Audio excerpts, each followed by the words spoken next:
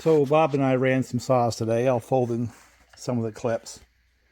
And there were some winners and losers. You know, we went out blocking some of the big stuff and noodling and things like that. And my Solo 603 and this 281, which is not rare on the channel. I've had it on the channel quite a few times over the years. Were big winners. Of course, Bob had a 550 Homelite that was, and his 900 series John threads were, of course. They ran quite well.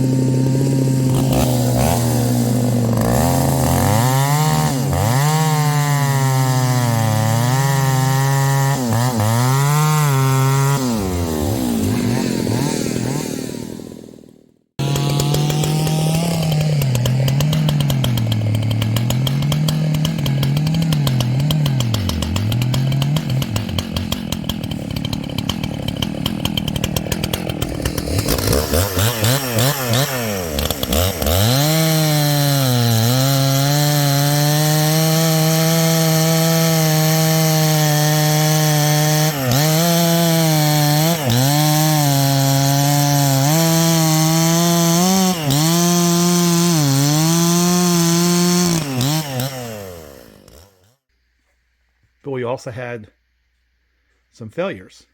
And I failed to make this one ready to work.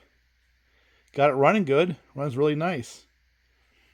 But it doesn't have a bar oiler that works. So I have to figure out why. Of course, this one here, I didn't really try hard, but we couldn't make it run last time. This is a 285, so I have a new project, 285.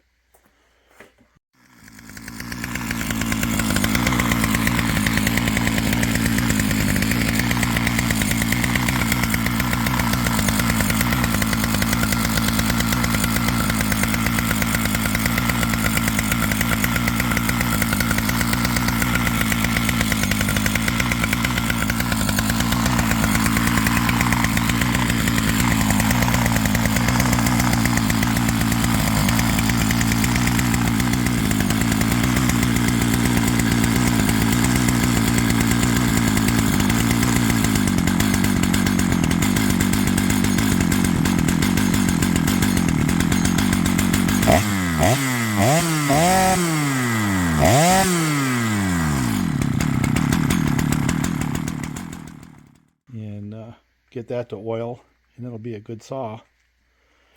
And his Homelite 540 ran pretty well, but it had some issues, and I think I want to get into this a little bit. You know, we've made a lot of of commentary on the fact that saw design evolved from the 70s through the 80s into the 90s, from having things like this where you have a case that has everything, crankcase, bar oil, and gas in the same casting. And John Thread carried that through right into the late 80s. That's an old John Thread, I don't know, probably 70E or something along those lines.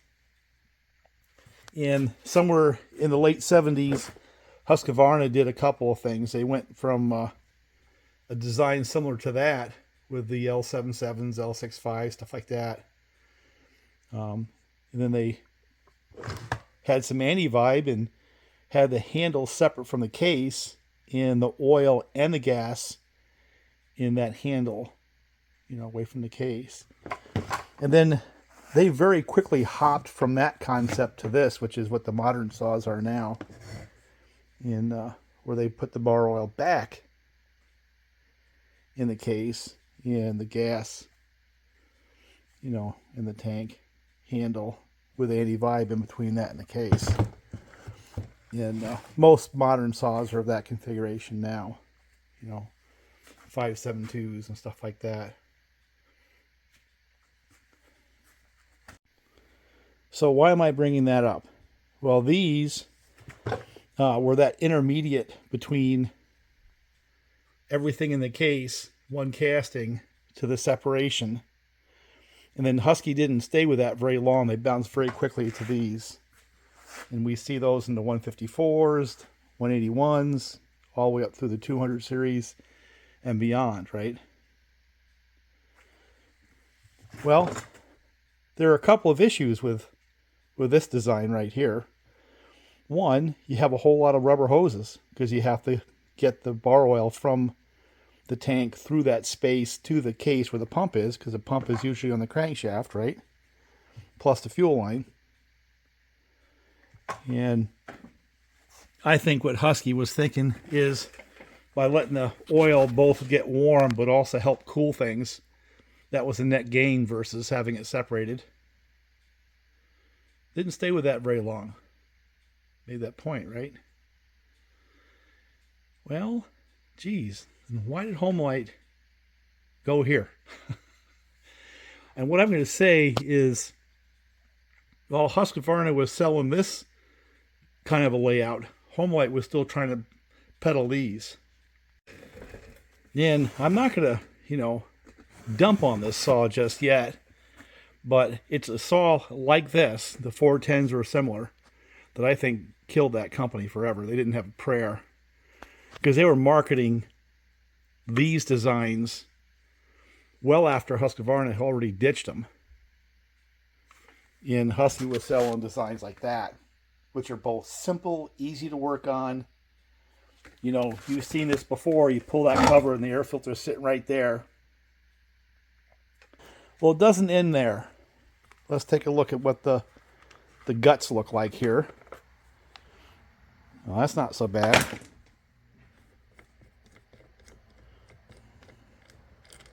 Oh, yeah, that's another fastener right there. And then in order to get to the carburetor, you got to take this goofy thing off. Here, I'm going to put the camera down and take that off. So you wind those little screws out. And look at that. There's nuts down there which can come loose. And that's just to get to the carburetor. Now, the fuel line goes down through and into the tank. This is one casting here, one plastic casting, where you have the carburetor and then there's a boot to the cylinder. So this just has to drop down into the tank, so that's not so bad. But this right here is what failed, by the way. The pulse line goes through, and then there's a rudimentary anti-vibe, and there's that space in between the carburetor and the cylinder, which has a boot. That may have failed as well, I'm not sure yet. And you still have the hoses that go from this tank, the oil being on top, not on the bottom, to the oil pump over here. What could possibly go wrong? And my point is that when you have that level of just, I don't know, clutter in terms of the design, how can you really actually compete against saws like this, which are very, very well thought out, very simple, same kind of horsepower, same kind of weight. You know, the reliability on a saw like this is going to go up just because of that simplicity. And I find it interesting that Homelite actually willingly went to this level of clutter, especially with the tank, when Husqvarna had already come and gone with that. They got rid of that design, you know. And these guys copied all the bad stuff that Husky had long gone, you know, they got rid of. How can they compete? How can they compete? And the fact is they couldn't. So what failed today was, I'm not sure I can get down in there, but I don't know if you can see that flattened pulse line right there, but basically there's a hole in it and it quit working. Now, as if this mess isn't enough, I've got some other issues with this saw. And one I was able to fix with a hand grinder, and that is the spike was actually out to about where my finger is. So as soon as it touched the wood, it would suck that saw right in and basically jam it up. And obviously whoever had designed that bucking spike never ran the saw. Certainly not in hardwood. So that's one issue I have, is just the way that was designed. It was easy for me to cut it off. I just took a Harbor Freight Bauer branded hand grinder with a cutoff wheel and, you know, just chopped at that angle. But literally I took an inch off. And that, by the way, worked pretty well. It made a huge difference, and you can really hog into it. Now this is an open port cylinder. The 8800 or the 8800 had a closed port top end, which was supposed to be a little bit better. They had gone through some changes trying to bring this thing into a serviceable form, you know, before they were out. But I'm telling you, there's just too many things to try to solve. Now, of course, the 281 had no problems. Fired up and ran. And that Solo had no problems. But they're also a much better design, so it's not a surprise. Now, here's another thing. Old saws, we've gone here before. Parts are just almost unobtainium for these things. About the only way to get these going is to find part saws and make sure the parts that you need are the ones that you can scavenge off the saws. And we're going to go through and try to get them going, and I'll share the experience as I always do online with my YouTube channel. But the only reason you get saws like this is because you like to tinker, you like the history, and you expect them to be a puzzle. If you expect to get an old saw like this and actually turn it into a useful work saw, you'll be very disappointed, especially the first time you need to get parts like the bar oiler when your normal work duty wears one out. They just aren't available. And that's why you have to go to a more modern saw. Now, interesting enough, because of the aftermarket hose former in general, you can keep this 281 or 288 thing going for a long time because they still produce parts for them. So that actually, even though it's, you know, heavy and not modern, and there's a lot of reasons why a modern 585, 572 series saw is a better work saw, you can make money with that saw right there. I can tell you that right now. And since there's a source of parts now for it, you can actually lean on it and be able to maintain it. That's kind of unique. That's the one thing that the aftermarket has brought to us, is the ability of taking those older saws. You know, you might not want to be a logger running them all day long, you know, then there's the weight and vibration, stuff like that. But if you're a part-time farmer, cutter, firewood guy, or a tree service where you need that long bar once in a while. Yeah, you know, a 395, a 288, one of those old saws like that. You make them work.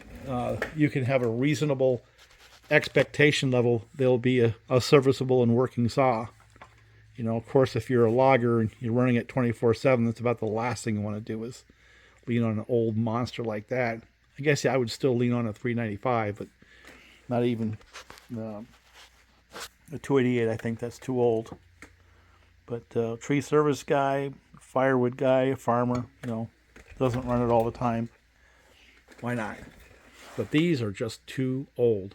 And it's not that they're a terrible design, although they do have their issues, as I mentioned before, because of the way they have the case separate from the oil tank and the fuel tank, just more rubber hoses to melt.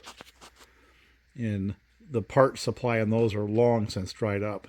There's no rationale of trying to use this for anything but a hobby saw. Now, when I get them going, I just like the sound of them. I like the way they idle. I'll run them. I'll run for firewood. When they stop, I'll start to hunt, and that's part of the thrill for me. But I'm telling you up front, it's not a practical way to approach getting work done. It's pure hobby. No more, no less. So, but back to this one here. I don't think there was a rationale for using this for work when it was new, because it just simply has too many quirky design features. And I mentioned all the different fasteners and all the different parts, and the way the carburetor is kind of like steel style, is mounted through this plastic into the cylinder, and there's a rubber boot that's going to vibrate and try to break. Same with the pulse line, which did. In all these different little fasteners that rattle off, and all the different sizes, so you have to have virtually a whole toolbox just to get into doing the most simple things. The one thing I like about this saw, actually there's three things I like about this saw. One, look at the size of that clutch. You're not going to wear that thing out anytime soon. Even though it's an open port 80 something cc saw, it actually runs pretty good. It makes good power. It's not going to run like a modern saw. It's not that far off the 281 in terms of power. It actually makes decent power. I like that. It's really not that heavy for what it is. I was very surprised. Maybe it's because of all the plastic content, but it wasn't as heavy as I thought. I feel like it weighs less than 281, but until I put it on a scale, I don't know for sure. But when I lifted it up side by side, it felt like it was about a half a pound to almost a pound less. Whether it is or not, I don't know. We'll figure it out. And then there's one last, and I think fatal flaw on this for me. Bob told me just to go toss it in the woods, because he struggled with it, and then I struggled with it. But this is plastic. This is all plastic right here. And you cannot keep that bar adjusted. It moves. It tightens up, and then it gets loose. And I think what happens is when the heat gets into the plastic, it just simply flexes. So there really is no way of getting a positive, bar adjustment on this thing. It just simply won't do it. And my God, I spent the afternoon trying. And by the time it had finally quit, when it melted the pulse line, I was so frustrated with it, And I think part of the issue is the plastic, right? I think when it gets warm, it flexes. I also think part of the issue is the fact that these bar, studs are kind of close together. And I wonder if there's actually enough material in those cases to hold them. I wonder if the case itself flexes some. It wouldn't surprise me seeing how the rest of the saw is designed. It's basically not that well designed. It wouldn't surprise me if these things move. It was a very frustrating experience, because you could feel the potential and the power, the way the cylinder and the carburetor works, right? Once I got the buck and spike to where you could hog into the log and not have it just jam it and stall it. It actually cut pretty good, and then the bar would go out of adjustment, and then you'd have to stop and go play around with it. So Bob and I went out today and ran some big old saws, and it was kind of a clarifying day, you know. Some of the questions we've always had, you get answers by experiencing the saws of the time. You know, for example, whatever happened to Homelite? Why did they have such a hard time? And I think today was one of those days where when you both run and work on it, trying to debug it side by side with the Husqvarnas that were on the market during the same period of time, it becomes painfully obvious why that saw wasn't going to be a big seller. So anyway, that's the premise of the video, was what went wrong. You know, how did they get it so wrong? And what did they get so wrong that allowed a company that used to make some of the finest pro saws in the world to just absolutely lose it in the pro marketplace? And I think this saw is the answer. So I pulled off the cover, and I pulled off the carburetor. They have these like 8mm sized screws, and in order to get all that off, these are the screws for the pull start. There's the screws for that little, you know, housing for the air filter. Torx. So this is the plastic side of the handle, right? And this goes through into the bottom. So you have on the one side these, and on the other side those. And here's the boot. The boot looks fine. You know, I'm gonna let it come through. This piece right here kind of houses the boot, but I think the boot will just go right through it. And I'm going to separate out the handle a little bit if I can, to see if I can get to the pulse line. But I also see a whole bunch of oil underneath there, which means I'm probably going to have to also replace oil lines. But yeah, there's no doubt that it's actually lighter.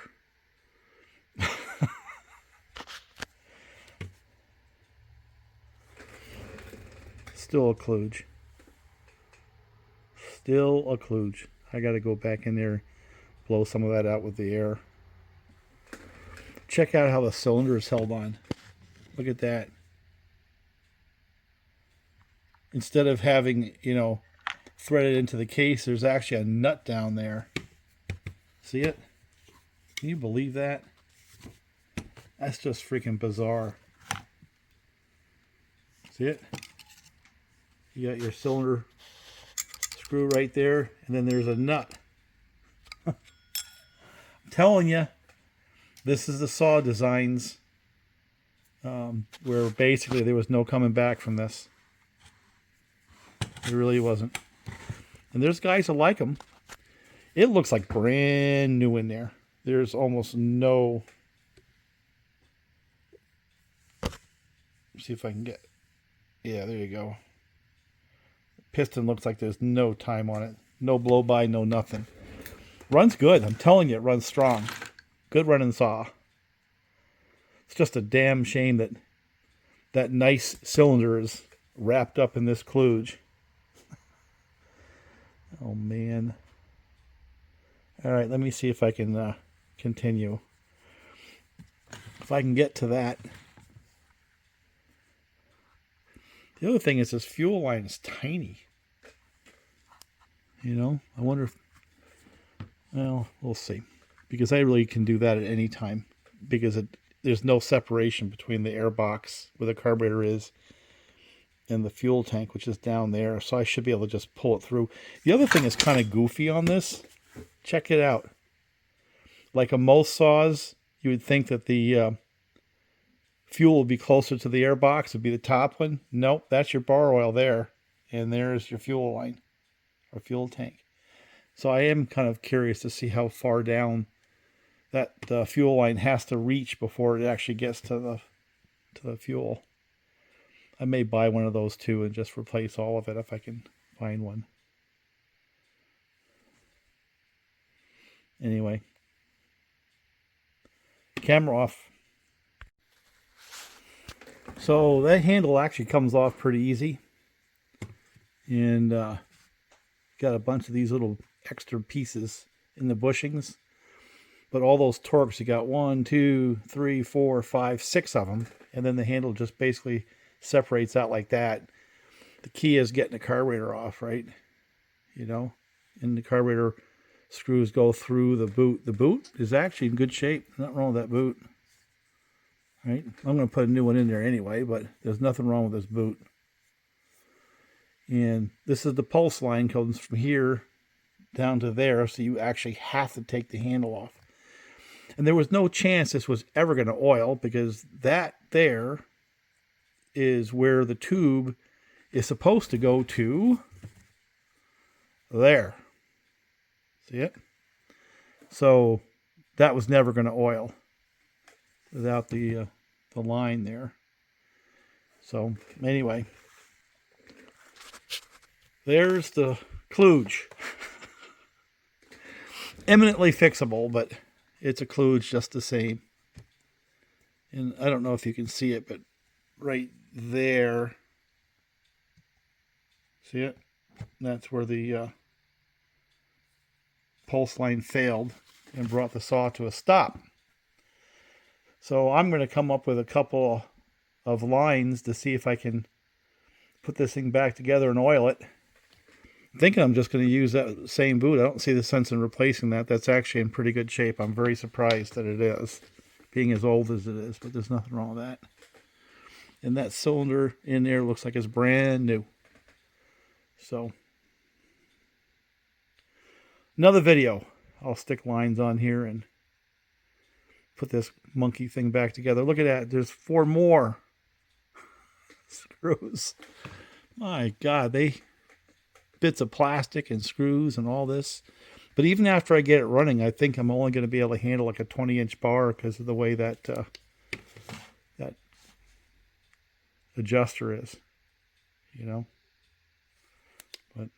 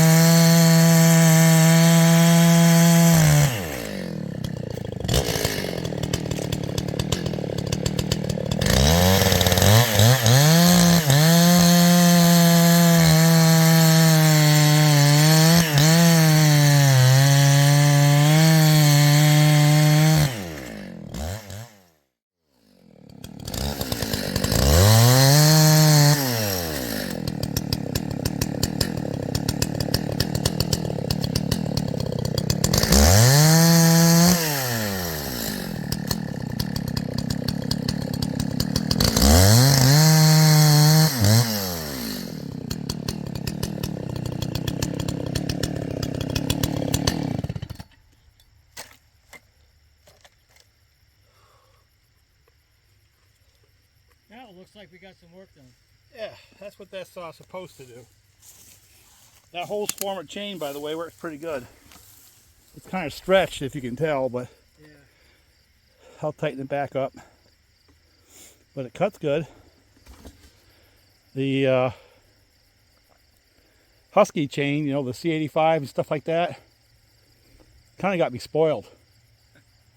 You'll run all day in that stuff, it won't stretch. My hunch is I'll tighten it up and it won't stretch for a while, this stuff here.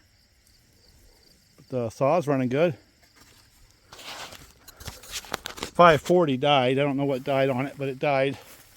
Everything died through the course of the day. Yeah. Kept running good, ran good. I went and cut the spike so it wouldn't jam itself. So I did that. Put a Homelite bar on it, and then it would be supposed to fit upright, but it wouldn't hold tension. Basically, adjust the bar, it would just tighten up on you. I took these washers off.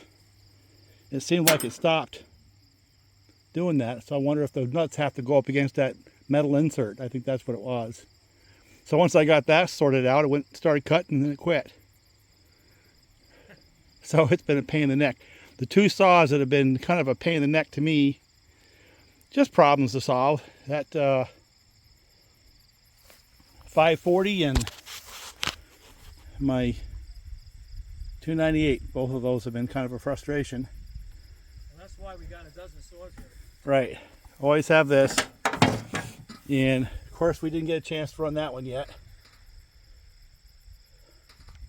But that 281 makes up for all the frustration with the other saws. And the other saw that was a surprise for me, Bob, was this one right here. That thing just puts along like a lawnmower. No trouble with that at all. Fired up easy. Ran all day, you know, when I ran it. Didn't give me any trouble. But that's not an old saw, is it? It's got the bar oil in the case, and it's got a plastic tank handle. I gotta get you a switch for that. That would have to be considered a contemporary saw, Yeah. like the 900s there, which I love those. I've never really had a bad one. They ran good today, right? Yeah, I mean, they go together. I mean, the 930, it's the first time it's been out. First time it's cut wood, so it needed a little dialing in. The 550 is a real saw. I need a couple adjustments in the morning, was fine the rest of the day. But those Johns are the 900s and the 800s. Every one I've ever done, it goes together, and then if it runs, it runs, and you don't have to keep going back in to fix the oil. I've never had a leaker that it makes a mess all the time. I just have really good luck with those. That they are mine. That and the 288. That's where it begins and ends for me with the big saws. If I need something bigger than that, it can stay underground. It's not gonna go.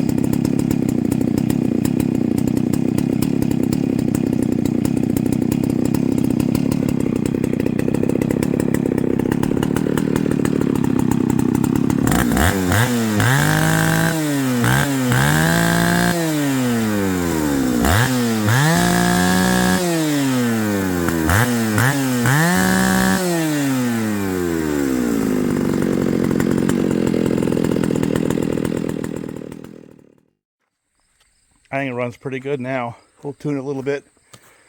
You know, when we go up on the hill, check out all the oil in that chain. So I may end up having to back down the oil pump a little bit. I suspect it as that oil line was failing. Whoever had the saw cranked up the oil pump, which was adjustable. And it's making a lot of oil right now.